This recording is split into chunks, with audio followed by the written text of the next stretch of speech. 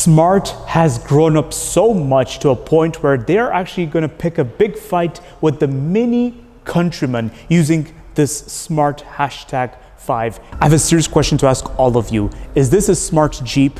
Because look at what they did with the design. It is so different to what I'm used to knowing and seeing of smart cars. When it comes to the Smart brand, they had a reputation for their small cars that were very, very city friendly, but at the same time not really the best in terms of reliability and quality. But today something has changed a lot, especially in terms of desirability. I mean, look at this, everyone. I was really impressed with the latest models, like the Smart #1, the Smart #3, and now seeing this Smart #5, it feels like it's a completely different planet compared to what Smart had going on many years ago. But at the same time, it's not all pink roses, because just at first glance, I already noticed some problems. If you look at the design, it looks like a Jeep for some reason. It looks like a Jeep Renegade. Towards the rear, I see they've tried to keep the Mercedes GLB identity, or should I say EQB identity. Adding these lightings over here, I think kind of created a bit of an identity crisis. It made it look more Jeep-ish. Towards the front, they've done something completely different as well. Look at what they've added over here. Now, adding these lights makes it look even more Jeep-ish than ever. I can't exactly tell what's so smart about this. But here's something cool. You actually get frameless windows. Look at this. How cool is that? Now, before we go further, make sure you have pushed the subscribe button and check the link in the description for my other car reviews of other smart models. And of course, the potential competitors to this Smart #5.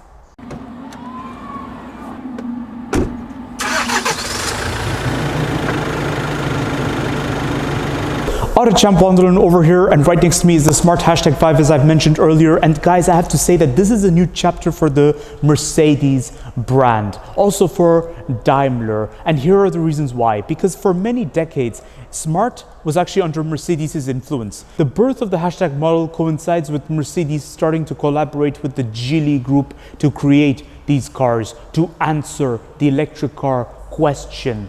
Now, another reason why I say this is a competitor directly against the Mini Countryman would be the price of 57,000 euros. I should tell you all, they went very techie. Look at this. Now, in my opinion, this much techiness is unnecessary, but then to be honest, they're not alone in this. Audi went down the same route. The Volkswagen group also went down the same route. You get these pop-out door handles, which everybody is obsessing over. Now, these have to be one of the busiest side view mirrors I've ever seen. You get those nice air vents on the side over there, and you get a 360-degree parking camera. That is so cool.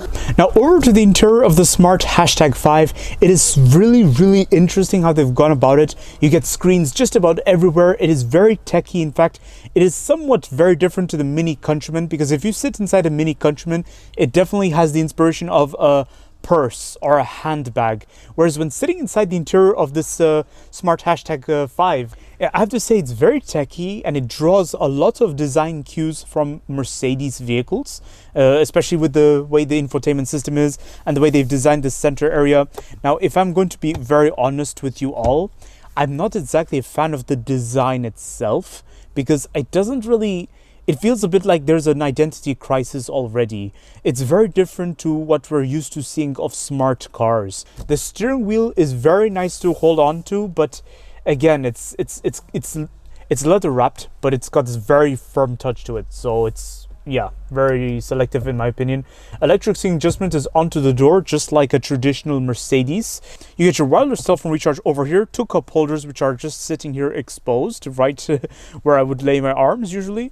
It's almost as if this area was a bit of an afterthought. Central console storage over here. Now you get additional storage space underneath, but see, this is a design I'm not a fan of. I prefer, yeah. It's again, it's of selective taste in my opinion. The door bin is very short, I'd say. It's not long at all. In terms of practicality, it suffers a similar problem as the Mini Countryman. How ironic. They both prioritize style and they both suffer from practicality, except the Mini Countryman takes the edge in terms of the identity. It has a strong history to it. Whereas with the Smart #5, I have no idea what they were trying. But already the material I see on the side over here and over there, it reminds me of the same material I would see on public transport, on buses or something. And that's a bit funny because onto the door we see this carbon fiber effect looking materials. And also there's a button to open the door over here. I seem to recall seeing this concept on the Fiat 500. I'm not exactly sure. Now, I was very impressed with the Smart Hashtag 3, but something about the interior of the Smart Hashtag 5 is very, very different, guys. It doesn't even feel very Mercedes-ish, if I'm being honest. Now, over to the rear seat of the Smart Hashtag 5. You know, I was actually close to calling it a Mercedes because it strongly reminds me of the Mercedes GLB. But one thing that should be admirable and respectable is the fact that you get so much leg room. Now, the space in the rear seat is very, very spacious. It's almost comparable to that of a Mercedes S-Class or even a Mercedes GL model, so like a GLC or a GLS even. It's so spacious, guys. The headroom is plentiful, the leg room is plentiful, knee room plentiful, and the headrest is okay. It's not as interesting as that of a Maybach, but it's good. It's quite interesting, guys. In fact, this is quite interesting than any EV by the Volkswagen Group, because the Volkswagen Group, they just went all sharp-edged, especially with the Volkswagen cars and with the Skoda Elroq and also with the Cupra models. I think it was a Cupra Tavascan, or was it the Cupra something? There was something else. There was another electric model they released. But this is so interesting. At least the design of the interior is composed. That's what I like. Whereas with the Volkswagen Group, they just went sharp edges in certain areas. I think they lost the plot, in my opinion. But when it comes to the rear seat of the Smart Hashtag 5, it's great.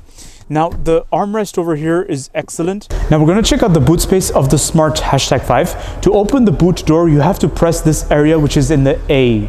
Okay? So just right here, and then it opens. Now over here is the boot space of the Smart Hashtag 5.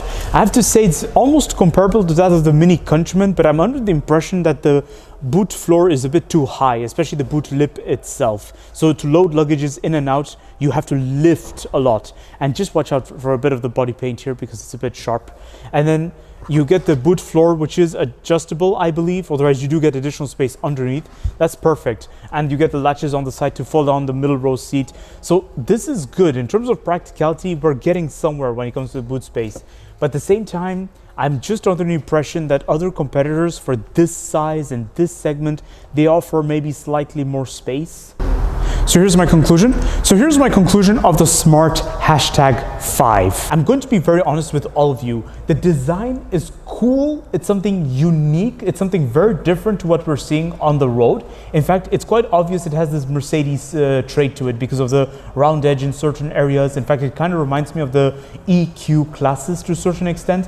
In fact, I'm thinking mostly along the lines of the EQB, or should I say the GLB.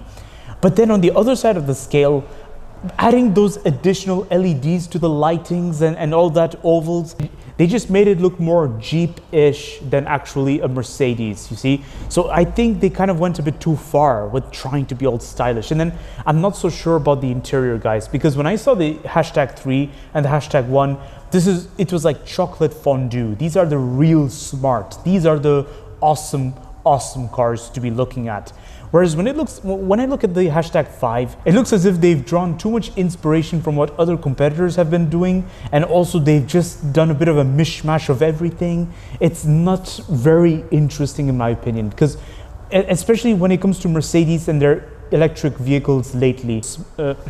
If you are really craving for some style and something that belongs to this segment, I would go straight for the Mini Countryman, because it definitely has the style and it does have the identity, the Mini identity. But then otherwise, if you really want more family friendliness, I'd go straight for the Skoda Elroq, something that belongs to this segment. But then let's face it, the Skoda Elroq isn't really as stylish as this bad boy over here. What I like about this Smart Hashtag 5 is that from a distance, it does scream premium at the very least. Like from a distance, you see it at first glance, especially with this matte paintwork. You would definitely mistake it for some Mercedes AMG model. So don't forget to like, subscribe, and stay tuned for more videos that are on the run. And check the link in the description for my other YouTube videos where I review other smart models like the Hashtag 1, the Hashtag 3, and then of course the competitors to this Smart Hashtag 5. All right, I will see you all next time, and take care of yourselves. Bye.